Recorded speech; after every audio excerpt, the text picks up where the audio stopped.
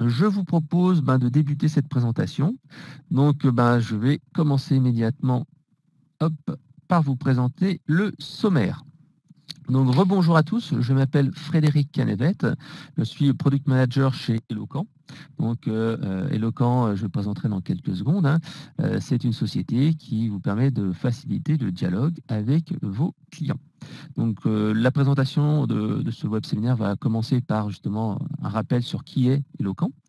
Ensuite, on parlera en fait de qu'est-ce que la culture client, les fondamentaux, qu'est-ce que c'est exactement.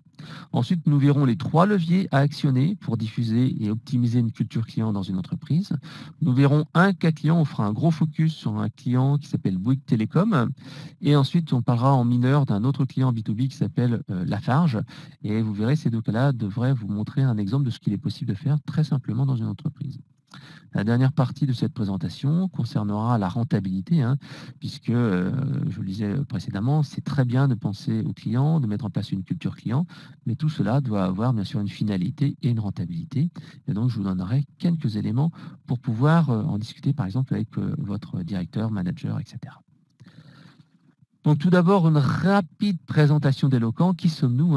Eloquent, c'est une société qui est spécialisée dans la relation client depuis 2001 avec 2 gros piliers.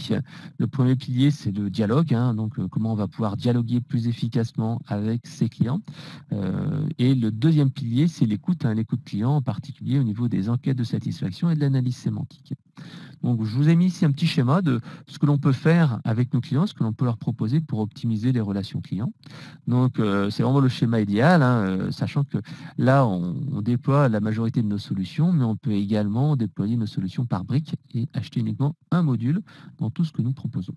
Donc, par exemple, un client qui vous contacte, peut vous contacter par téléphone, via un chatbot, via du chat, etc., ou même via du self-service, via un ticket qui va ouvrir, une recherche qu'il va faire sur le site internet. Ensuite, il peut être mis en contact via le centre de contact ou envoyer un email qui est traité par des agents du centre de contact. Suite à ça, il peut y avoir une enquête de satisfaction qui est envoyée, soit tout simplement post-interaction avec l'agent par téléphone, une fois qu'on a raccroché. Ça peut être également fait en magasin, par exemple pour Orange. Lorsque vous visitez une boutique Orange, en fait, vous avez la possibilité de laisser un avis, et donc c'est nous qui le laissons, et l'avis est publié en ligne. On peut également le faire comme on le fait avec SFR. Une fois une visite effectuée en boutique, on reçoit en fait un SMS pour faire une enquête de satisfaction. Donc après, les avis vont être publiés sur le site internet, et s'il y a beaucoup d'éléments à analyser, on fait donc une analyse sémantique qui peut se faire sur vos écrits, enquêtes, email, etc., etc., mais également sur le web, par exemple les avis qui sont crawlés sur internet. Tout cela étant bien sûr lié avec votre système d'information, Microsoft Dynamics, Salesforce, des ERP classiques, mais également tout ce qui est parcours client. Voilà. Donc, ça, c'était la rapide présentation d'Eloquent. Donc, aujourd'hui, ce qu'on va faire, on va faire un focus sur un élément clé qui nous tient vraiment à cœur, c'est la culture client. Et je pense que c'est une question qu'il est important de se poser, c'est qu'est-ce que la culture client? Qu'est-ce qu'on a derrière ce terme-là? Alors, pour commencer, j'ai choisi une définition un petit peu académique. Donc, j'ai repris en fait la définition qui est faite par un chercheur grenoblois qui s'appelle Daniel Rey, qui est spécialisé dans tout ce qui est relation client et expérience client. Et il a défini la culture client de cette manière. C'est un ensemble d'attitudes et de comportements du collaborateur reflétant une réelle préoccupation d'assurer la satisfaction des clients de façon durable. Donc, tout simplement, c'est comment on va traiter le client. Alors, plutôt qu'une citation un petit peu théorique, je propose en fait de voir un petit peu en pratique. Comment on peut mesurer et analyser la culture client dans une entreprise? C'est très simple. Il suffit de regarder la manière dont les collaborateurs traitent les clients lorsqu'ils se sentent non observés et qu'ils discutent avec les clients. C'est très simple. Si à la caisse d'un magasin, par exemple, les gens n'ont pas cette orientation client-là, ça va se voir tout de suite. Donc en fait, ça peut être aussi au téléphone, ça peut être également par les emails, etc., etc. Donc il suffit de regarder comment les gens font et comment ils agissent. Mais ça peut se faire également au niveau des managers. C'est-à-dire, lorsqu'un manager a une crise, imaginons qu'il y a un problème de chiffre d'affaires qui n'est pas atteint, qu'est-ce qu'on fait? Comment en fait on en parle? Est-ce que c'est bon, de toute façon, il faut qu'on facture le client, il n'y a pas autre chose à faire. De toute façon, le client, on va lui faire une promo, etc., etc. Donc, c'est la manière dont on va considérer le client même quand il y a une petite crise. La manière aussi dont on considère le client, comme je disais au niveau des collaborateurs, c'est se dire, bah voilà, on est 5 minutes avant la fermeture du magasin. Est-ce que la personne qui est manager du magasin, qui est à la caisse, dit non, mais désolé, vous ne pouvez pas rentrer, on ferme dans 15 minutes le magasin ou dans 5 minutes, c'est fermé. Et là, forcément, la personne qui est devant se dit non, attendez, vous fermez à 15 heures et normalement, on pourrait quand même rester un petit peu plus. Donc en fait, c'est cet aspect déceptif qui montre en fait que la culture client peut véritablement avoir un impact important sur le sentiment et la perception des clients sur votre entreprise. Donc voilà. Première chose, on regarde de manière opérationnelle ce que font les collaborateurs. Deuxième chose, on voit comment ça se passe au niveau des managers lorsqu'il a un problème avec les clients. Et la troisième chose, de manière beaucoup plus globale, c'est comment est gérée et perçue l'insatisfaction client dans l'entreprise. Est-ce que lorsqu'un client fait une remontée, ça peut être une remontée par email, en face à face, etc., qu'est-ce que l'on en pense? Qu'est-ce que pensent les collaborateurs? Est-ce que c'est plutôt un moyen de progresser? C'est pris non pas comme critique, mais comme plutôt quelque chose que l'on peut améliorer dans l'entreprise. Est-ce que ça va mobiliser les gens? Si les gens disent ah, c'est compliqué de vous joindre ou c'est compliqué d'utiliser tel truc, est-ce qu'on va se dire de toute façon le client il faut qu'il s'y fasse ou c'est pas si simple, c'est pas si compliqué que ça, vous devez quand même y arriver. Ou alors au contraire, on va se dire on va s'orienter vers le client et dire ok, d'accord, j'ai bien compris que vous avez des difficultés, j'ai bien compris que c'est complexe. Voilà, on va essayer de s'améliorer, améliorer les choses. Donc il faut savoir, est-ce que ça va être un levier de mobilisation et un moyen de progresser, ou au contraire, ça va être plutôt une division, c'est-à-dire que les gens vont se rejeter la balle. Oui, mais si le client n'arrive pas à utiliser le produit, c'est parce que la doc est mal faite, parce que ceci, parce que cela. Ou est-ce qu'au contraire, on va être en commun, se dire, OK, il faut qu'on progresse et qu'on s'améliore. Et est-ce que ça va être également un déni des problèmes? C'est, de toute façon, le client, il faut qu'il se forme, il n'a pas été, il a pas utilisé, il n'a pas bien compris comment utiliser le produit, etc., etc. Donc, véritablement, ces 3 points-là permettent déjà, d'une manière un peu plus qualitative, de vous dire quelle est la culture client dans votre entreprise.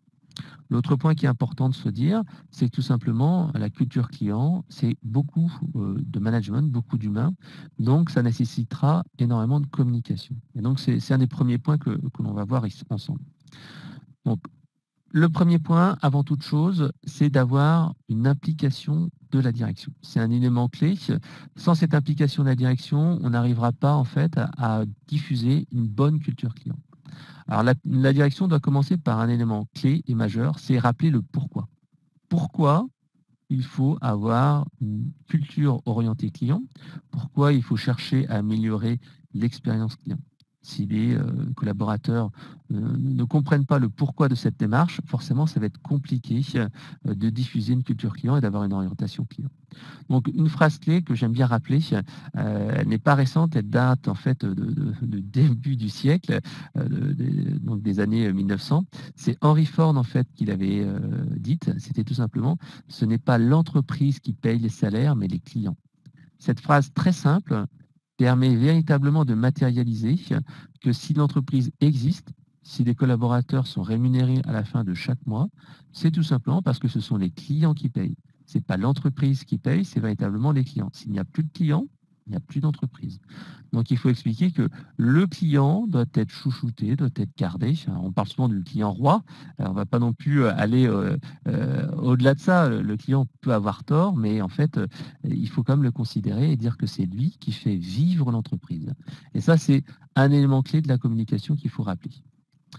Le deuxième point que je voulais voir avec vous, c'était pourquoi il est important maintenant, de nos jours, de se concentrer sur la culture client, sur l'expérience client. Pourquoi c'est essentiel maintenant? Alors, il y a plusieurs raisons. La première raison, c'est tout simplement, vous le voyez comme moi, la concurrence s'est fortement accrue. On voit, les concurrents sont généralement à 1 clic, 2 clics, il est facile de changer de produit, de fournisseur. Deuxième chose, la différenciation par le prix est devenue de plus en plus complexe. Il y aura toujours quelqu'un qui sera moins cher.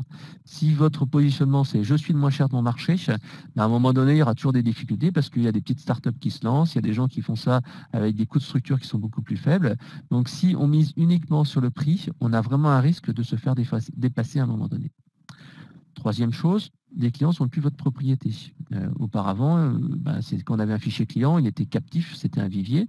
Désormais, c'est beaucoup plus compliqué puisque tout simplement, on a une page Facebook, on a un compte Twitter, les gens participent à des salons, les gens sont sur LinkedIn, etc., etc.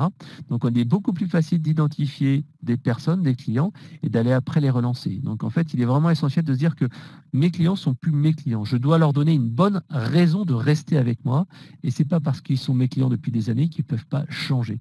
Puisqu'en fait, les clients sont beaucoup plus versatiles, sont sursollicités, sont surinformés. Il suffit d'aller sur Internet et rechercher quelques petites informations. Et tout de suite, on va pouvoir identifier des concurrents. Et remettre en balance un fournisseur, changer de fournisseur, etc., etc. En même temps, les attentes et les besoins des clients évoluent beaucoup plus vite. C'est plus comme avant, on pouvait rester pendant des années avec une même solution. Les clients ont besoin d'être écoutés, on a toujours besoin d'être en phase avec eux. Donc tout cela pour dire que le relationnel, le service, l'expérience client sont des éléments clés parce qu'ils seront beaucoup plus difficiles à copier que des fonctions ou du prix. Un exemple très simple, vous connaissez comme moi Apple, pendant des années, ils ont été véritablement en avance de manière technologique sur tout ce qui est smartphone. Ils avaient véritablement inventé le smartphone avec écran tactile, etc., etc. Donc ils ont eu une avance à la fois sur les produits, mais également le prix, parce qu'en fait, un rapport qualité-prix qui était exceptionnel. Et là, depuis déjà quelques années, ils commencent à être rattrapés sur le fonctionnel et sur le prix par de nouveaux acteurs. On parle de Samsung, on parle d'autres marques comme cela. Pourtant, Apple continue à attirer alors que les produits, pour moi, ils sont un petit peu inférieurs à ceux de leurs concurrents de manière technique et technologique. Mais qu'est-ce qu'ils apportent en plus? Ils apportent de l'émotion. Ils apportent une expérience client qui est différente. Une expérience client dans le produit, une expérience client dans le magasin, une expérience client dans la relation avec la marque. Si vous avez eu un problème un jour avec un iPhone, vous savez ce que c'est. On va appeler le service client. Ensuite, ils viennent vous chercher le téléphone. Il faut une vérification ou vous allez en magasin et vous avez un échange, etc. Tout cela pour montrer que ce n'est pas uniquement du prix ou des choses ou du fonctionnel que l'on va mettre en rapport par rapport à Apple et ses concurrents, mais véritablement sur une expérience client. Pareil, si vous avez déjà acheté des capsules de type Nespresso, vous verrez que l'expérience client que l'on a en magasin, que l'on a avec le service client, est tout à fait exceptionnelle. Ce n'est pas juste une entreprise où on achète des capsules, mais on achète vraiment toute l'expérience Nespresso. Voilà. Donc tous ces éléments-là qui sont le relationnel, le service, l'expérience client, sont très difficiles à copier. Ce n'est pas comme une fonction qu'on peut vraiment imiter et faire la même chose. Une expérience client, c'est de l'humain, c'est du service. Donc, en étant basé là-dessus, on peut se différencier et garder une avance et un avantage sur ses clients. Voilà. Donc ça, c'était vraiment cette première partie de la présentation où je suis revenu un petit peu sur les fondamentaux d'une relation client. Je voulais vous dire également que l'orientation client, la relation client, ce n'est pas un 100 mètres. C'est véritablement une course de fond. C'est-à-dire que comme c'est un élément qui doit changer, qui doit venir de l'entreprise, qui doit venir des collaborateurs, il faut véritablement se dire que c'est un plan qui va être travaillé sur plusieurs semaines, plusieurs mois. On ne peut pas dire du jour au lendemain, allez, on va commencer à écouter nos clients. Les clients, c'est important. Si la culture client n'était pas là au départ, il faudra la diffuser, faire changer les mentalités. Donc, comme je le disais précédemment, ça nécessite une impulsion de la direction, montrer l'exemple. C'est une orientation qui dépend de chacun. C'est pas quelque chose qui va être fait via un programme marketing. C'est tout le monde chacun dans son travail qui va faire que l'expérience client va être globale. Même la personne de la facturation qui a la comptabilité doit avoir une notion de culture client. Elle doit aussi se dire je suis là pour rendre service au client. Je suis là pour l'aider. Le client, c'est pas un emmerdeur qui me demande un duplicat de facture. S'il a un problème de facture, il demande un duplicata, c'est qu'il en a besoin. Et donc à ce moment-là, l'expérience client doit également être correcte à ce niveau-là. Donc on le verra dans le parcours client, tous les éléments doivent être pris en compte. C'est pas uniquement l'utilisation, mais ça peut être des petits points comme ça, comme avoir un duplicat de facture. On doit pouvoir l'avoir facilement, le récupérer et que cette demande se passe de la meilleure façon possible. C'est également une stratégie sur le long terme. Encore une fois, on met en place des actions et c'est des actions qu'on va suivre sur la durée. Et c'est pas juste un programme de fidélité, ce n'est pas juste une refonte d'un site internet, ce n'est pas une formation uniquement sur une partie des équipes du service client. C'est véritablement une stratégie long terme qui va se mettre sur l'ensemble en fait de l'entreprise. Voilà. Donc ça, c'était cette petite partie introduction. Je vous ai mis quelques exemples ici sur cette partie communication, puisque la communication est un des moteurs majeurs. On l'a vu, c'est quelque chose d'humain, c'est quelque chose de relationnel, et donc il va falloir travailler sur la communication de manière globale, et l'impulsion de la direction se fait qu'il y a des discours et des actes.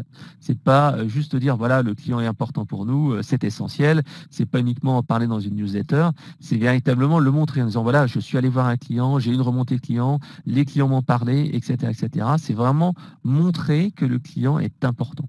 C'est également montrer l'exemple. Montrer l'exemple en disant tiens voilà, il y a une bonne pratique qui s'est mise en place, ou alors moi aussi de mon côté, je sais pas, je fais de l'écoute téléphonique. Il y a certains comme ça dirigeants qui vont dans les plateaux d'appel et qui vont faire de la double écoute avec les conseillers et qui montrent ainsi l'exemple et qui disent voilà, nous, écouter le client au sens propre, aussi bien qu'au sens figuré, c'est essentiel. C'est également travailler sur les rémunérations, par exemple mettre une prime ou à pouvoir indexer une partie des primes sur des indicateurs comme par exemple le NPS, le Net Promoter Score, qui correspond entre guillemets au bouche-oreille de la marque. La deuxième partie, c'est également les communications. J'en parlais il y a quelques secondes. C'est mettre dans les outils de communication de l'entreprise, newsletter par exemple, affichage, des informations sur l'importance de la culture client.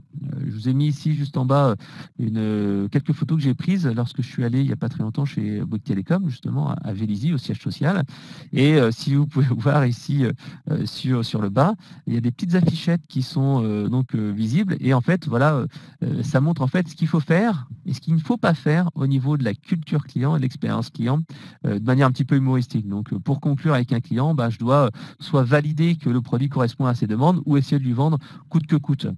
Si un client n'est pas content, qu'est-ce que je fais? J'essaye de résoudre son problème ou au contraire, je dis désolé, je ne peux rien faire et je vais vous transférer un service, etc., etc.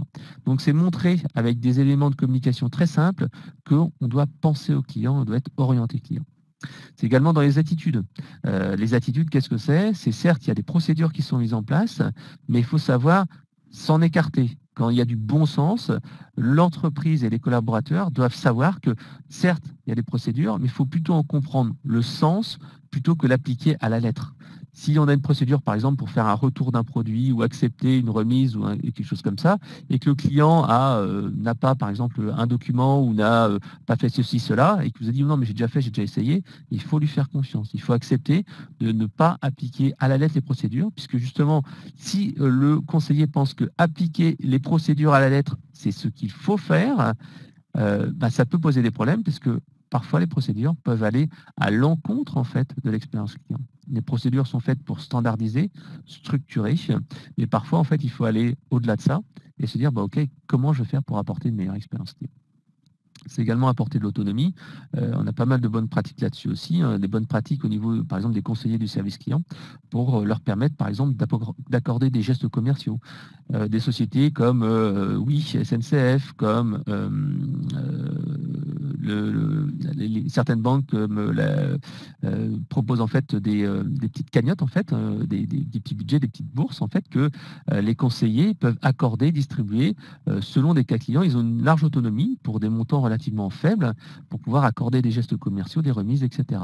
Et ça participe également à l'expérience client puisqu'on ne va pas se retrouver devant un mur en disant désolé, je ne peux rien faire, mais on peut dire oui, je peux vous aider, je peux vous accorder telle remise, qui permet de rendre en fait les collaborateurs véritablement acteurs et autonomes et pas se retrouver dans une entreprise kafkaïenne où on a des procédures, etc. qui vont nuire à l'expérience client. C'est également dans l'organisation qu'on peut faire des efforts, à la fois, par exemple, en considérant le client. Dans certaines entreprises comme Amazon, il y a une chaise vide qui est réservée aux clients et à chaque fois qu'on fait une réunion de lancement, qu'on lance un nouveau produit, on pense à ce client-là. On a aussi des directions d'expérience client qui permettent en fait de rassembler et de déciloter les services clients, services marketing, services études, pour donner une expérience complète. Voilà, c'est vraiment essentiel de se dire qu'il y a une communication qui est importante, mais également l'écoute. Puisqu'en fait, l'écoute va être le carburant qui va vous aider à améliorer l'expérience client. Tout simplement parce que l'écoute des clients et des collaborateurs va vous permettre en fait d'aller récupérer des idées qui viennent du terrain, des idées qui viennent de l'interne, qui vont permettre ensuite de diffuser des plans d'action, et que vous allez après réutiliser dans des communications qui sont par exemple des emails internes, comme je le disais, des témoignages, des bonnes pratiques, etc., etc. Donc tout cela va venir alimenter ce programme d'amélioration de la culture client et d'expérience client. Donc ça se met de deux manières. Il y a d'un côté la partie ici client. Les clients, qu'est-ce qu'on va faire en fait?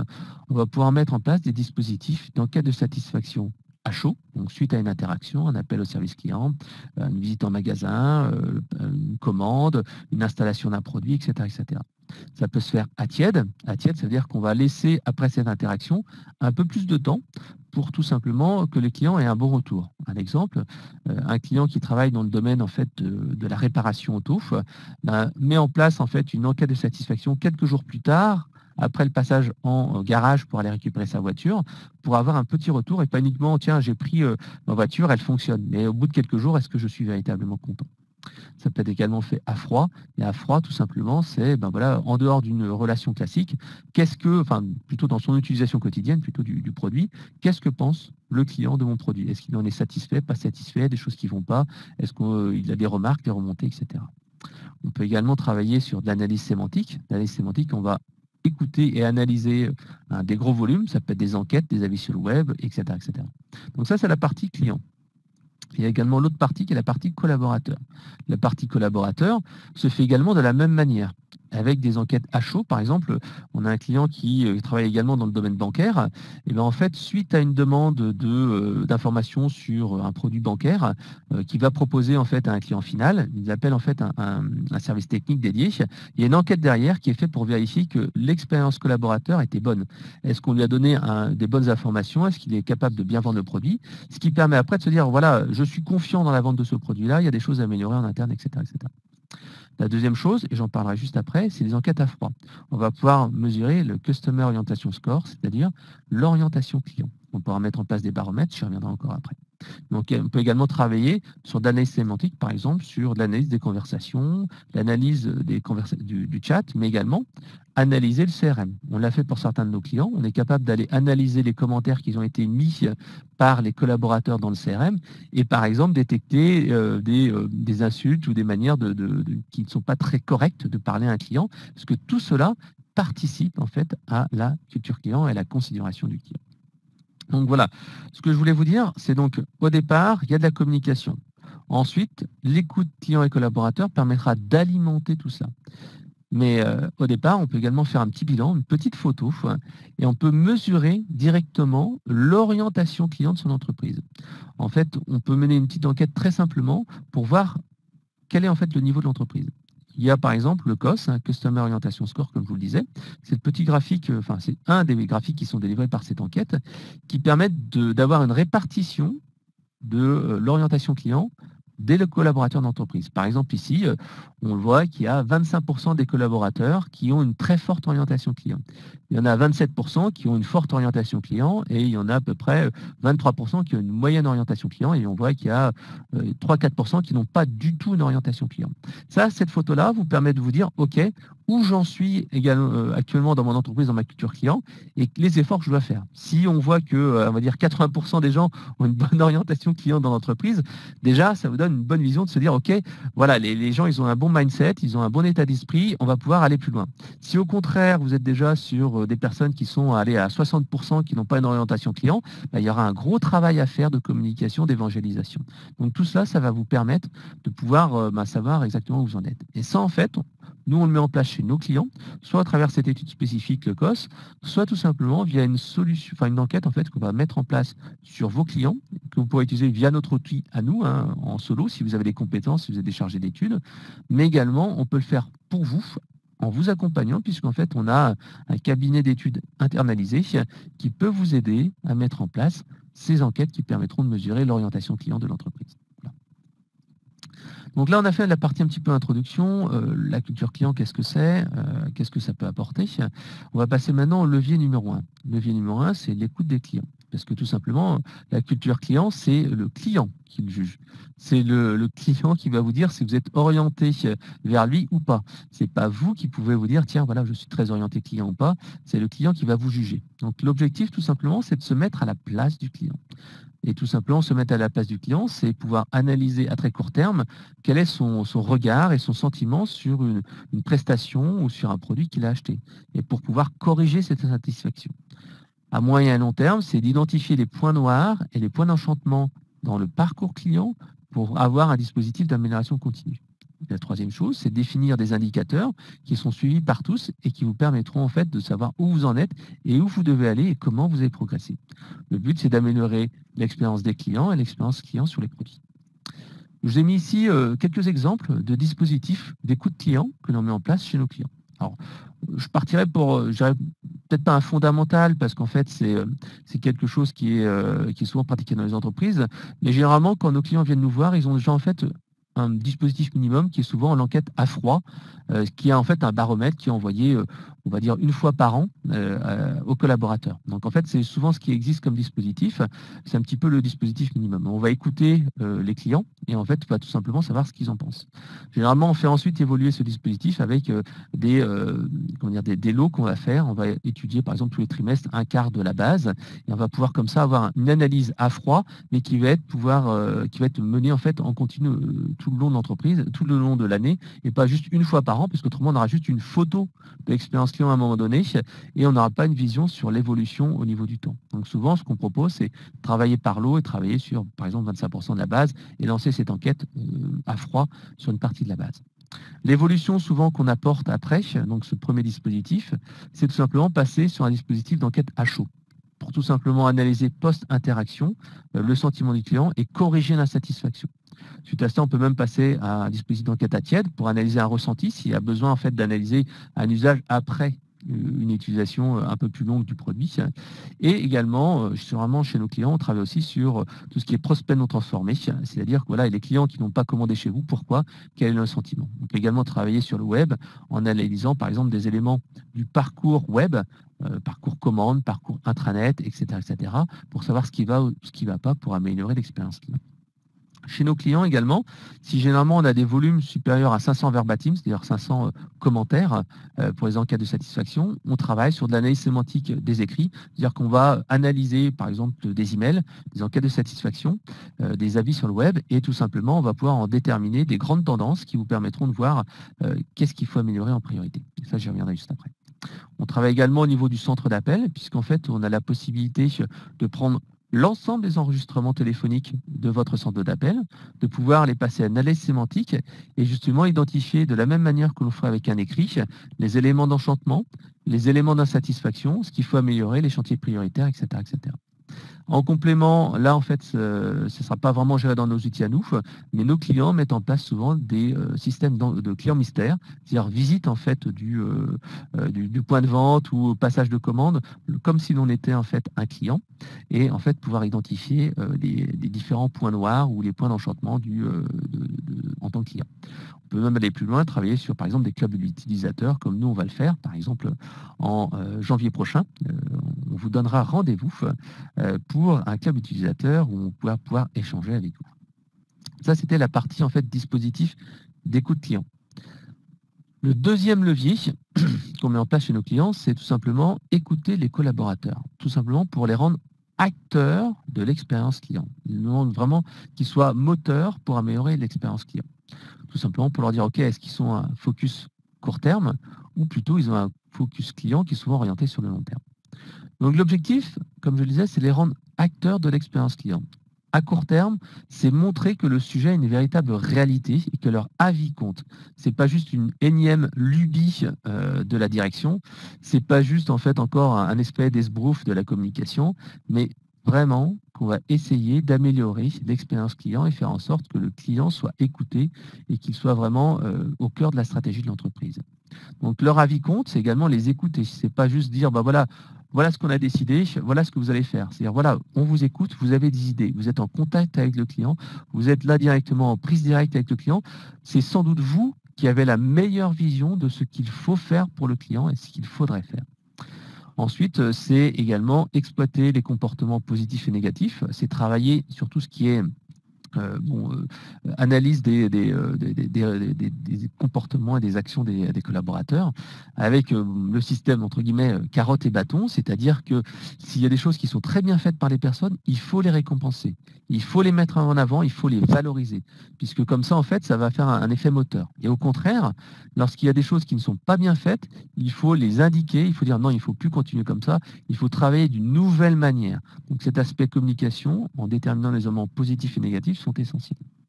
Suite à ça, on va pouvoir identifier des quick wins, c'est-à-dire des éléments qu'on va pouvoir modifier très rapidement et très simplement, et travailler après sur des éléments qui sont plus de fond.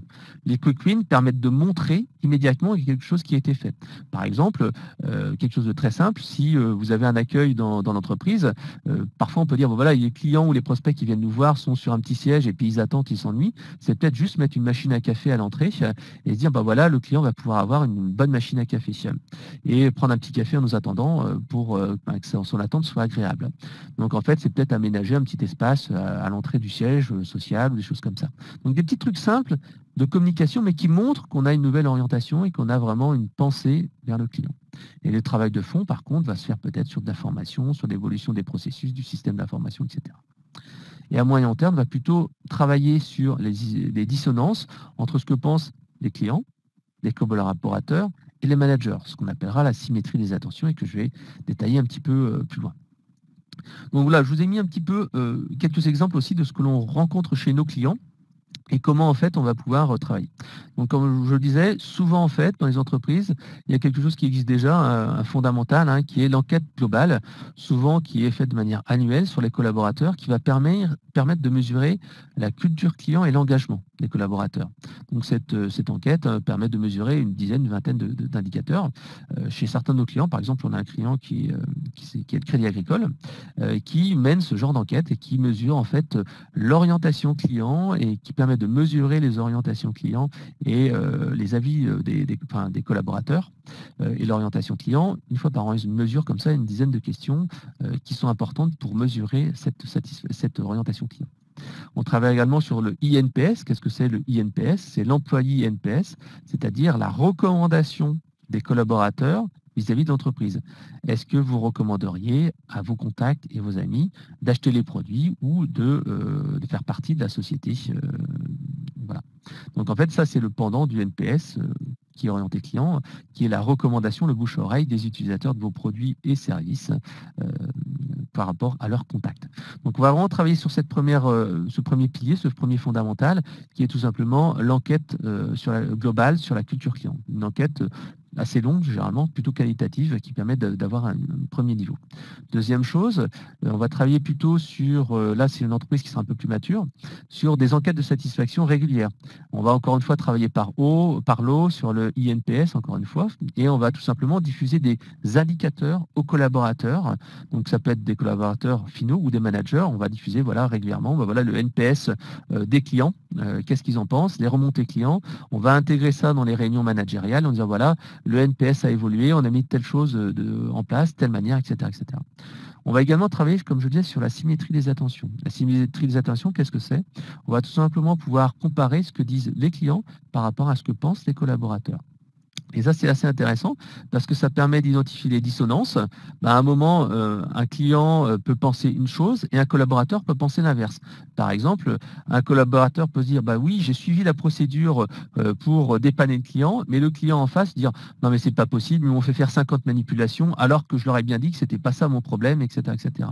Ou ça peut être un client qui dit, c'était super à l'agence, il y a mon conseiller qui m'a aidé à faire ça, et le conseiller qui peut dire au contraire, oui, le client me demande souvent de faire cette manipulation ou cette procédure-là, mais c'est compliqué pour moi parce que dans le système d'information, c'est pas pratique, donc moi, j'aime pas du tout faire ce truc-là. Et pourtant, ça peut apporter une très forte satisfaction du côté de l'utilisateur. Et donc, on va essayer d'identifier justement les dissonances, côté client, côté collaborateur, les points d'accord, ou là où on est d'accord, et les incompréhensions et les priorités à utiliser. Par exemple, ici, je vous ai mis un petit graphique illustratif. Le client peut très bien penser que le rapport qui a été pris n'est pas génial et pourtant, l'entreprise peut dire oui, mais nous, on est très très bon. Au contraire, ou même dans le même ordre, le client peut dire ouais, la doc est super bien faite et l'entreprise peut dire bah non, la doc n'est pas très bien faite. Donc, on va pouvoir mesurer ces dissonances et c'est intéressant de savoir où on en est exactement. Donc en complément, là encore une fois, ce sera en dehors de nos outils à nous, mais on peut mettre en place des petits déjeuners avec des collaborateurs pour essayer d'avoir leur remontée, mettre en place un système de boîte à idées pour les faire participer. Souvent, en fait, lorsqu'on arrive dans une entreprise aussi, on voit en fait qu'il y a un problème sur la définition des priorités. Il n'y a pas très longtemps, justement, on discutait avec une entreprise qui est dans le domaine de l'industrie, qui me disait, voilà, on a commencé à mettre en place un programme d'expérience client, de culture client. Notre problématique actuelle, c'est de savoir qu'est-ce qu'on doit faire en priorité.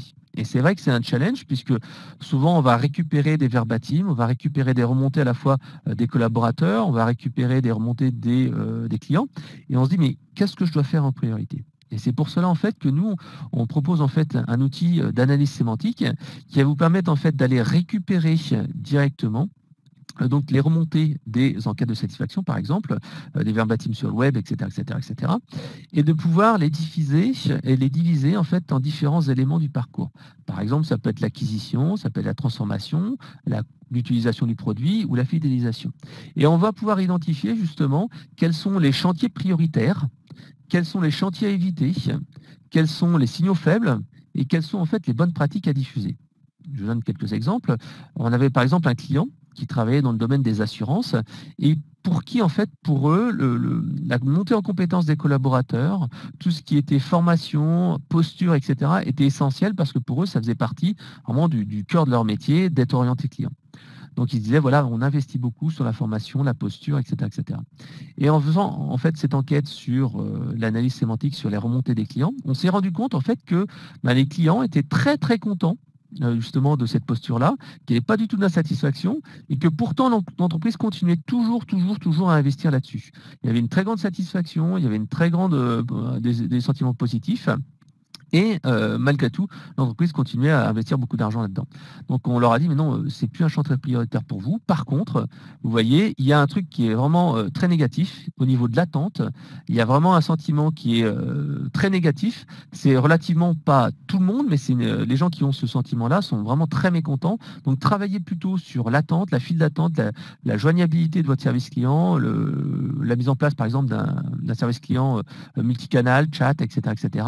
Ça sera beaucoup plus efficace que travailler sur la posture des collaborateurs où il n'y a pas lieu d'être. On peut également travailler sur des signaux faibles. Il n'y a pas très longtemps, on était avec une entreprise qui est dans le transport logistique et donc on a fait une analyse aussi de ce genre de remontée-là. Et donc ils nous ont dit, voilà, qu'est-ce que vous en avez tiré ? On a tiré comme ça des signaux faibles et on voyait qu'il y avait des clients qui étaient très peu nombreux mais extrêmement contents, tout simplement du fait que le livreur ait porté en fait le colis et aidé le client à porter le colis qui était très lourd jusqu'en haut de l'appartement alors que normalement il n'était pas censé le faire. Donc l'entreprise s'est rendu compte de ça en disant ah ouais tiens c'est vrai qu'on n'avait jamais pensé à ça et là en fait ils sont en train même de proposer un service spécifique de montée de colis à l'étage pour générer plus de business et à la fois apporter une satisfaction client supplémentaire. Donc voilà, cet outil-là vous permet de choisir un petit peu vos priorités, savoir où vous devez aller de manière particulière. Le troisième point et le troisième levier, c'est tout simplement matérialiser l'orientation client au quotidien. Je le disais précédemment, c'est un travail de fond. Donc un travail de fond, en fait, ça nécessite que les clients le voient tous les jours. C'est-à-dire que c'est pas juste comme beaucoup de clients qui viennent nous voir, qui nous disent voilà, j'ai mis en place un dispositif d'écoute et puis une fois par an, lors de la réunion annuelle des salariés, on fait un récap et puis lors de la réunion des managers chaque mois, on va mettre un petit score NPS et puis on va mettre quelques verbatims. Ok, c'est bien ça, mais ça ne suffit pas à diffuser véritablement la culture client dans l'entreprise. Ce qu'il faut faire, c'est qu'il faut matérialiser l'orientation client au plus près des clients et au quotidien. Et c'est pour ça en fait qu'on a créé nous cette application Cockpit qui permet en fait d'avoir vraiment le client au plus proche de son cœur et pouvoir vraiment avoir cette orientation au quotidien. On l'a conçu comme un Nike Plus, c'est-à-dire une application qui va vous permettre d'être plus performant, comme si vous étiez en train de faire de la course, qui vous permet d'avoir un entraînement au quotidien et mesurer vos performances, savoir où vous en êtes sur la satisfaction client. Deuxième chose, on a conçu comme un Facebook qui permet en fait d'avoir le retour et les verbatims des clients et savoir exactement ce que le client pense. Parce que parfois on peut se dire, bah oui, de toute façon le client il n'a pas pu utiliser son produit ou son service pendant un jour, oh c'est pas grave, il peut bien s'en passer. Sauf que lorsque l'on voit les verbatims, là c'est totalement différent. On voit véritablement que le client a été furieux, qu'il n'a pas pu utiliser le produit pendant un certain temps. Ça, on a eu le cas il n'y a pas très longtemps avec une entreprise qui travaillait dans la téléphonie. Et c'est vrai que d'avoir le vrai retour du client qui dit, voilà, on n'a pas pu travailler, on était 10 collaborateurs pendant une demi-journée, qu'est-ce que vous faites? Est-ce que vous avez des solutions alternatives? Là, tout de suite, qu'on a le verbatim client, qu'on a le remonté client direct, ça change. Le troisième point, c'est tout simplement avoir un GPS qui permet de piloter l'expérience client et de savoir exactement où sont les points noirs, où sont les points verts et où on doit agir en priorité. Et le dernier point, je le disais, c'était avoir une boîte à idées 2.0 pour engager les collaborateurs et en faire des acteurs. Donc comment ça marche? C'est très simple. Tout simplement, notre application permet d'aller récupérer les données de nos enquêtes de satisfaction par email, par SMS, par messages vocaux. Ça permet même d'aller chercher via nos dispositifs d'analyse sémantique des avis. Ça permet aussi d'aller chercher sur le web et d'aller récupérer des données non structurées. Mais également, on peut intégrer des données de centre d'appel, d'autres indicateurs que vous pouvez faire. Et tout cela, en fait, on va le mettre dans notre base de données. Ça va être mis après dans notre application et on va pouvoir voir des parcours clients différents selon le profil client, etc., etc. Voilà. Alors, de manière concrète, comment ça se matérialise? En fait, c'est très simple. Comme je vous parlais tout à l'heure de Nike Plus, tout simplement, on va pouvoir mettre dans les mains des clients, enfin des collaborateurs plutôt, donc cette application qui permet de voir, ben voilà, au niveau de mon service, au niveau de mon produit, quel est le niveau de satisfaction des clients. Par exemple, je vois le NPS. Le NPS, je suis en -22, je suis en progression, je suis en baisse, etc., etc. Je peux également travailler sur des éléments. Si je suis, par exemple, au niveau du centre d'appel, je vois mon taux de traitement, mon décroché. Est-ce qu'il est en hausse? Est-ce qu'il est en baisse? Est-ce que mes flux sont traités, sont mieux traités ou pas? Donc, ça permet de voir exactement où j'en suis au niveau de l'instant T, mais également mon évolution sur la semaine, le trimestre, et voir les actions que j'ai postées. Et au contraire, si ça va moins bien, qu'est-ce qui s'est passé? Et si ça va mieux, bien entendu, aller féliciter les équipes. Bravo les gars, regardez, on a un NPS de -22 ce mois-ci, c'est vraiment génial, bravo pour vos efforts. On peut également proposer une vision de l'expérience client personnalisée avec un parcours client. C'est-à-dire que là, je vous ai mis quelques exemples. Un premier exemple qui est en fait dans le domaine de tout ce qui est immobilier, où tout simplement on va pouvoir avoir l'expérience client sur le site web, sur les agences, aux conseillers au téléphone, sur la création d'un dossier, à propos des associations de locataires. Donc on va avoir cette première phase d'information. La deuxième phase qui est plutôt la location, la première visite, l'entrée dans les lieux, le paiement, etc., etc. Et ensuite la vie du locataire avec les incidents, les entretiens, qu'est-ce qui se passe. Là on va pouvoir voir en fait cette vision-là. Dans un autre secteur d'activité, par exemple, là, c'était un domaine plutôt dans le transport, on verra ce qui se passe au niveau des différents points de vente, au niveau des différentes lignes. Est-ce que le confort est bien, le prix, les horaires, les services, etc., etc. Mais également dans le domaine bancaire, qu'est-ce qui se passe au niveau de la simplicité, de la création du dossier, les garanties, les tarifs, etc., etc. Voilà. On peut bien sûr mettre en rapport la vision du parcours client et la vision du parcours collaborateur. C'est-à-dire qu'on va pouvoir ici directement voir ce que pensent les gens, les clients finaux au niveau du point de vente, et ce que pensent en fait les collaborateurs, cette fameuse symétrie des attentions. Est-ce que pour un client, la formation, ça se passe bien? Là, on voit dans cet exemple que la formation, ça se passe pas du tout. Ils disent, non, la formation, ça va pas du tout, on a 1,6, tandis que l'entreprise se dit, non, la formation, on est très très bien. On voit qu'il y a ici une dissonance qui est vraiment importante. Par contre, ils sont d'accord que l'installation, c'est pas génial et qu'on peut s'améliorer là-dessus. Voilà. Donc tout cela permet simplement de voir ce qui se passe. Donc cette note est intéressante, mais ce qui est encore plus intéressant, c'est de l'explication. Et l'explication se fait via les verbatims. Les verbatims permettent de voir ce que disent les clients, ce qu'ils en pensent véritablement, et d'expliquer les choses. Et comme je le disais tout à l'heure, on va pouvoir utiliser ce fameux système de carotte et de bâton, c'est-à-dire qu'on va pouvoir voir un verbatim qui est vraiment intéressant. Ici, par exemple, une bonne pratique, ici qui a été faite, on va pouvoir l'envoyer par email en disant bravo, les gars, vous avez bien joué sur ce client-là, il est super content, toutes mes félicitations. On met en copie le manager, on copie éventuellement le conseiller. Ça permet de motiver les gens et de dire voilà, on vous écoute, on vous regarde, vous faites de très belles choses, continuez. On peut également, comme je disais, avoir une boîte à idées.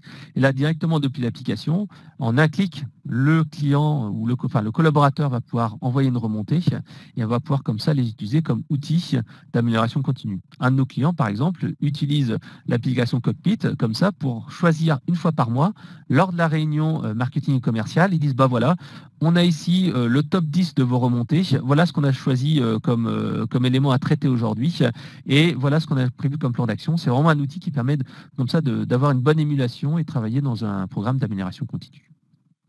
Donc les bénéfices sont simples. Quand nos clients mettent en place cette application, ils ont des bénéfices concrets.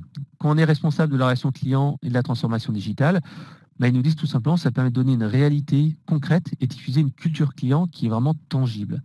Ça permet également de communiquer de manière ludique et personnalisée avec un parcours client. On voit les différentes choses, on voit les remontées clients. Ça permet de monitorer des indicateurs clés. Ça permet d'analyser l'impact de ces actions. Pour la direction et les managers, c'est tout simplement un baromètre, mais également une vision temps réel. Plusieurs utilisateurs de l'application me disent, voilà, moi ce qui m'amuse, c'est tous les matins, je regarde un petit peu les verbatims, les derniers, je regarde un peu les choses et ça me donne une petite vision de comment ça se passe dans l'entreprise. Ça permet d'avoir donc aussi cette prise directe avec le terrain parce que souvent on se rend compte que des gens qui sont dans la direction, dans les managers, souvent il y a différents niveaux, de différentes strates qui font que la communication est un petit peu aseptisée quand ça arrive à la direction. Pour le marketing et la direction commerciale, c'est également avoir de la réactivité sur les avis des clients suite à un lancement de produit, détecter des clients fans et des services fans et tout ce qui, au contraire, engendre la satisfaction. Je voulais également vous présenter un petit cas pratique avec Bouygues Télécom Entreprise. Donc, ce cas-là, en fait, il a été mené sur, grosso modo, 3 ans. Ça a été mené vraiment en 3 grandes étapes.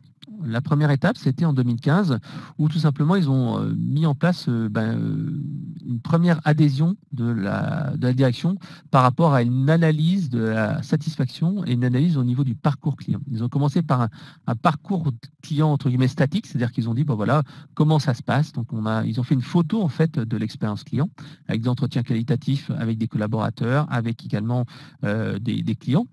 Suite à cela, ils ont mis en place un dispositif d'écoute client à chaud avec une diffusion des données auprès de 400 collaborateurs et avec également un traitement de l'insatisfaction.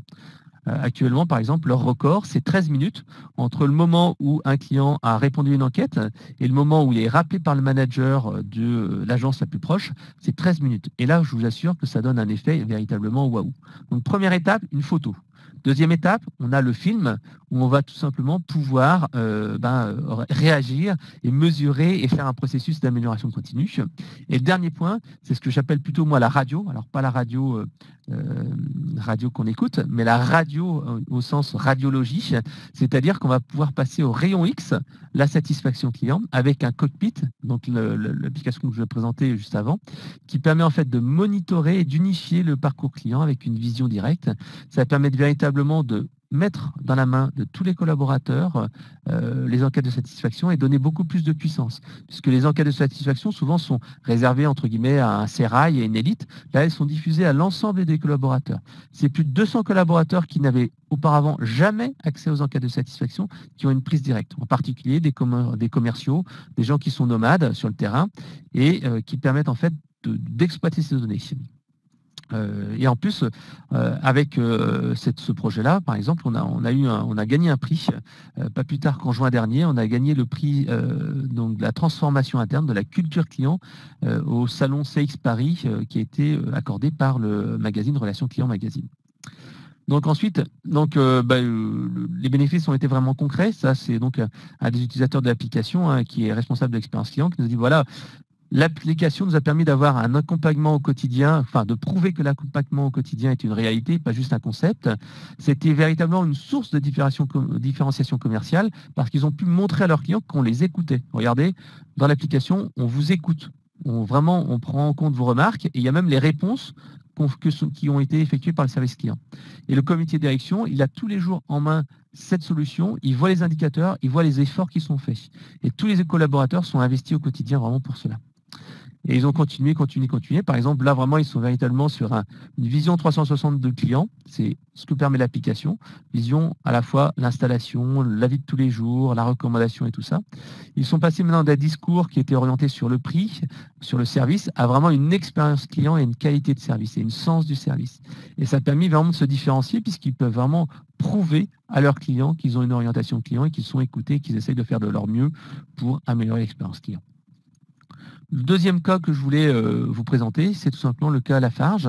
Lafarge est une société qui vend en fait du ciment, du béton, des granulats, etc., etc. Et tout simplement, ils ont eu une volonté de mettre en place une culture client beaucoup plus forte dans leur entreprise. Et tout simplement, ils n'avaient rien du tout et on les a aidés en fait avec une série d'ateliers pour définir les moments de vérité. Quels étaient les moments de vérité dans la relation client? C'était la prise de commande, c'était la livraison, c'était la gestion des réclamations. Et on leur a dit, OK, d'accord, voilà les moments de vérité, voilà ce qu'on va mettre en place comme élément de mesure. Et donc, on a fait des enquêtes de satisfaction par SMS et par email. Par SMS pour les gens du terrain, par email en fait pour les gens qui étaient plutôt en termes de réclamation, qui étaient dans les bureaux. Et pour diffuser cette culture client, on a mis deux outils principaux. Le premier qui est l'application Cockpit, qui a été diffusée à l'ensemble des managers concernés, qui leur permet d'avoir une liaison directe. Et deuxième point, c'est tout simplement diffuser des indicateurs lors des réunions commerciales, réunions de la direction, pour dire, regardez, voilà ce qu'on fait, voilà ce qu'on a remonté, voilà le procédure d'amélioration continue. Et bien entendu, juste derrière, il y a un feedback direct qui est fait. Quand il y a une insatisfaction, il y a un rappel qui est fait par le manager. Et donc, à ce moment-là, on essaie de corriger cette insatisfaction. Et au contraire, quand ça se passe très bien, il y a une félicitation des équipes, disant bravo à toute l'équipe, c'est génial, vous avez réussi à faire ceci, cela. Donc à la fois cet aspect carotte-bâton, comme je vous parlais tout à l'heure. Et bien entendu, tout cela va mener à une amélioration continue, à des plans d'amélioration. J'ai quasiment fini cette présentation. Je voulais juste vous parler en fait de tout ce qui était rentabilité de la culture client. Donc la culture client permet d'avoir en fait tout simplement un cercle vertueux. Tout simplement, si l'on cherche en fait à améliorer la satisfaction, on va en fait tout simplement l'autonomie. Donc en fait, les salariés vont chercher à satisfaire le client. Ils vont avoir plus d'autonomie, donc plus de réactivité. Ils vont être créateurs d'émotions. Ils vont être force de proposition, ce qui va permettre en fait de faire ce que j'appelle un velcro, un effet d'entraînement, puisque des salariés satisfaits vont faire des clients satisfaits. Et un client satisfait va pouvoir généralement avoir un panier moyen supérieur parce qu'il va vous faire confiance. Il va faire du bouche-oreille positif, des avis, par exemple de la recommandation. Il va pouvoir donc diffuser des avis positifs sur le site internet, les avis. Il va avoir publier les témoignages, vidéos, etc. Il va pouvoir faire des suggestions d'amélioration pour améliorer vos produits et services. Comme il est satisfait, vous allez pouvoir lui vendre des produits premium et il va pouvoir accepter de payer un petit peu plus parce que votre qualité de service et votre suivi est supérieur. Et également, vous allez pouvoir aussi faire des achats croisés, ce qui vous permet en fait tout simplement d'aller vendre des produits complémentaires et d'améliorer votre panier moyen. Également, au niveau de la rentabilité, je vous ai mis ici quelques chiffres qui vous montrent en fait, c'est une étude en fait qui a été faite par Forrester Research, qui montre en fait que les entreprises qui ont une position de leader en termes d'expérience client ont à la fois une croissance de leur cours de bourse plus important, mais également une rentabilité beaucoup plus importante. Alors que les retardataires, eux, ont forcément une croissance boursière et une rentabilité beaucoup plus faible. Voilà. J'en ai fini pour cette présentation. Comme je vous le disais précédemment, l'objectif, c'était de vous donner les clés et les piliers pour diffuser une culture client dans l'entreprise. Ce que je voulais vous dire de manière vraiment synthétique, c'est que la culture client, ce n'est pas que de la communication, même si c'est important. C'est un véritable travail au quotidien. Il y a une mesure de la satisfaction client collaborateur. Comme je disais, un velcro, un client satisfait, généralement, aura eu un collaborateur satisfait qui essaiera de faire son maximum pour l'aider. Ça nécessite également une diffusion de cette information. Cette culture, ces chiffres et ces données de l'expérience client ne doivent pas être réservés à un sérail, ils doivent être diffusés à l'ensemble des collaborateurs pour que tous aient une vision commune et partagée, mais également qu'il y ait une animation. Ce n'est pas juste une réunion commerciale ou c'est une réunion marketing ou une réunion une fois par an. Ça doit être vraiment faire partie du quotidien. Et bien entendu, à la fin, la définition de processus d'amélioration continue. Pour terminer, ce que je vous proposais, c'est un plan d'action. Un plan d'action très simple que vous pourrez mettre en place cette semaine, dans un mois, dans 3 mois. Votre plan d'action, cette semaine, c'est très simple. Commencez par le plus simple à mettre en place. Jouez le client mystère pour vos propres produits.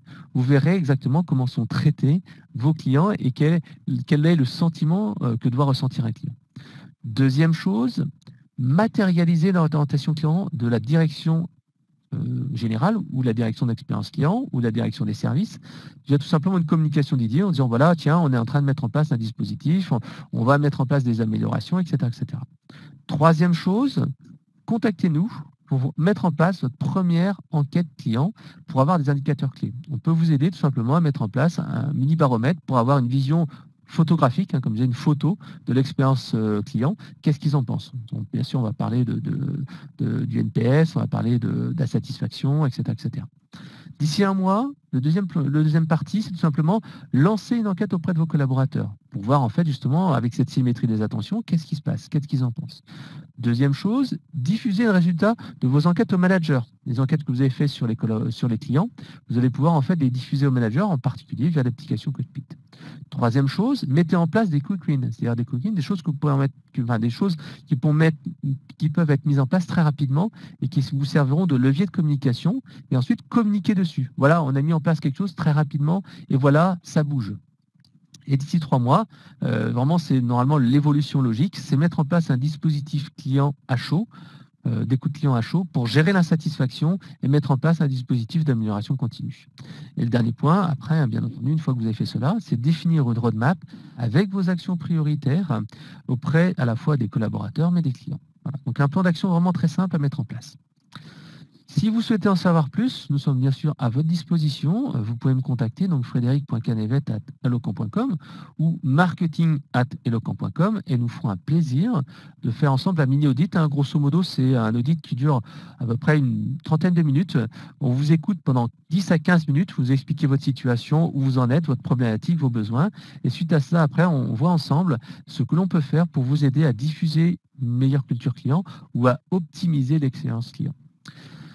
Si vous souhaitez également en savoir plus, n'hésitez pas à télécharger notre livre blanc qui s'appelle en fait « Prenez les commandes de votre relation client » qui vous explique justement comment on va pouvoir piloter l'expérience client et améliorer l'expérience client et la culture client au quotidien. Donc c'est bit.ly/pilote éloquent. Je vous remercie de votre attention. On va pouvoir passer à la session de questions-réponses. Alors, je pense qu'il y a eu quelques questions qui sont apparues lors du chat. Je vais essayer d'en reprendre quelques-unes. Donc, n'hésitez pas, je suis vraiment à votre disposition. Hop. Donc, quels sont les critères clés de ce COS? En fait, le COS, c'est toute une série de questions qui sont posées. En fait, c'est par exemple, si un client vous demande ceci, qu'est-ce que vous faites? En fait, c'est vraiment toute une grille que doivent passer les collaborateurs et on prend en compte, bien sûr, leurs réponses, mais également le temps qu'ils ont mis à répondre à un certain nombre de questions. C'est une enquête vraiment complète, 360, qui permet d'analyser cette orientation et cette culture client. C'est une étude qui a été mise en place par Daniel Ray, donc le chercheur dont je vous ai parlé en introduction, qui est chercheur à Grenoble École de Management et qui a écrit plusieurs livres justement sur la satisfaction, la relation client. Et son enquête est vraiment le fruit de travail de plusieurs années de recherche et elle a été mise en place dans beaucoup d'entreprises et qui permettent comme ça d'analyser vraiment cette orientation client et d'avoir cette photo de l'orientation client de l'entreprise. Voilà. Si vous voulez en savoir plus, n'hésitez pas. Donc, il y a un site internet, mais également, on est là pour vous aider à le mettre en place. Donc, une question d'Armel également. Je ne sais pas par où commencer. Est-ce que vous faites de l'accompagnement pour mettre en place un dispositif de monitoring de l'expérience client? Oui, bien entendu. Donc, en fait, si vous n'avez rien du tout, en fait, on a un système d'ateliers qui vous permettent de savoir où vous en êtes, quels sont vos objectifs, ensuite, quels sont les moments de vérité, etc., etc., le reporting, les outils. Et donc, on vous accompagne vraiment pour mettre en place ce dispositif de monitoring de l'expérience client et de diffusion. Si vous avez déjà quelque chose, en fait, on a également un autre programme, le CX Programme, qui vous permet en fait d'analyser votre situation. Donc c'est un programme vraiment très complet qui permet de voir en fait où vous en êtes, qu'est-ce que vous avez comme dispositif, comment on peut l'y améliorer, etc., etc. Donc on a vraiment 2 solutions selon votre situation et qui peuvent vous aider tout de suite de manière efficace à améliorer l'expérience client. Donc Souchet H qui nous demande comment effectuer ces démarches lorsqu'on est en EI, entreprise individuelle, je pense que c'est ça. Si vous êtes tout seul, tout simplement pour effectuer vos démarches, si vous avez quelques clients, vous pouvez lancer vous-même vos propres enquêtes de satisfaction sur vos clients pour savoir en fait quelles sont leurs remontées, qu'est-ce qu'ils en pensent, et pourquoi pas aussi interroger les personnes qui ne sont pas en fait clients pour vous chez vous, pourquoi les prospects n'ont pas commandé chez vous, pour quelles raisons. Donc là, vous allez pouvoir mesurer l'expérience client. Une autre question de Doriana. Est-ce que l'on est obligé d'avoir les logiciels éloquents pour avoir l'application Cockpit? J'ai déjà une solution d'enquête de satisfaction. Alors, merci pour cette question qui est intéressante.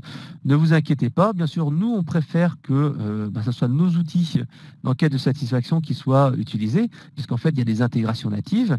Mais on peut très bien aussi intégrer des solutions d'enquête tierces, il y en a déjà fait, pour en fait vous diffuser les résultats dans notre cockpit, l'application Cockpit. Et on peut même avoir un mix. On a certains clients qui utilisent nos outils d'enquête pour un certain nombre d'enquêtes à chaud, et ils ont d'autres outils pour diffuser des enquêtes un petit peu plus qualitatives. Et en fait, on va tout mixer ça en fait dans l'application Cockpit pour avoir une seule vision unique et centralisée de la relation client et de l'expérience client. J'ai une autre question. Votre cockpit peut-il afficher sur le même écran les données de plusieurs enquêtes venant de plusieurs sources différentes, comme des enquêtes venant par SMS ou par email? Oui, bien entendu, c'est du multicanal, c'est-à-dire que si vous faites une enquête de satisfaction avec nos outils ou d'autres outils par email, par SMS ou par message vocal, tout simplement, on va pouvoir retranscrire ces données-là et les résultats via le même outil et la même interface. Combien de temps cela met pour mettre en place votre application Cockpit? Alors, grosso modo, il faut compter à peu près 1 mois pour mettre en place l'application. Donc, il y a un premier atelier où, en fait, on va analyser vos besoins. Qu'est-ce que vous souhaitez mettre en place comme indicateur, comme élément de mesure, etc. Et suite à ça, on fait des propositions de maquettes. Et après cette maquette, en fait, on passe tout simplement à l'opérationnel. Alors, je vais regarder s'il y a d'autres questions qui sont venues. Alors, je crois que j'ai plus trop de questions. N'hésitez pas, on a encore, on va dire, 4-5 minutes devant nous. Donc, si vous avez des sujets qui vous passent par l'esprit, si vous avez en fait des questions qui vous intéressent, profitez-en, on est véritablement à votre disposition. On peut également, comme je vous le disais, mettre en place ensemble un système d'audit, c'est-à-dire que vous nous laissez vos coordonnées, donc marketing@eloquent.com ou frédéric.canavet@eloquent.com. Nous convenons en fait d'un rendez-vous téléphonique qui dure à peu près une demi-heure, et pendant ce premier quart d'heure de cet entretien, vous nous dites en fait ce que vous faites, où vous voulez aller, vos objectifs, vos challenges, et suite à ça, en fait, on travaille justement sur votre problématique, et suite à cela, si jamais en fait il y a un besoin de mettre en place un dispositif d'écoute, une nouvelle des solutions pour dialoguer avec vos clients, on sera à votre disposition pour aller plus loin. Voilà. Je crois qu'il est 12 heures. On avait prévu de se faire un web séminaire de 45 minutes avec un petit peu de session de questions-réponses. Ah, je vois que Laurence qui m'a laissé une dernière question. Est-ce que votre application est appropriée pour une TPE? Alors, notre cible est quand même plutôt les PME et les grandes entreprises, puisqu'en fait, pour une petite entreprise, c'est vrai que on a quand même un dispositif qui passe beaucoup par des ateliers, de l'écoute et du sur-mesure, c'est-à-dire qu'on va véritablement s'adapter à vos besoins, on va faire vraiment s'adapter à votre parcours client, on va vraiment s'adapter à vos différents canaux de vente, de communication. Donc, en fait, on essaie vraiment de faire du sur-mesure pour être vraiment au plus près de ce que ressentent en fait vos clients. Et notre solution va être un petit peu trop importante en fait pour une petite entreprise.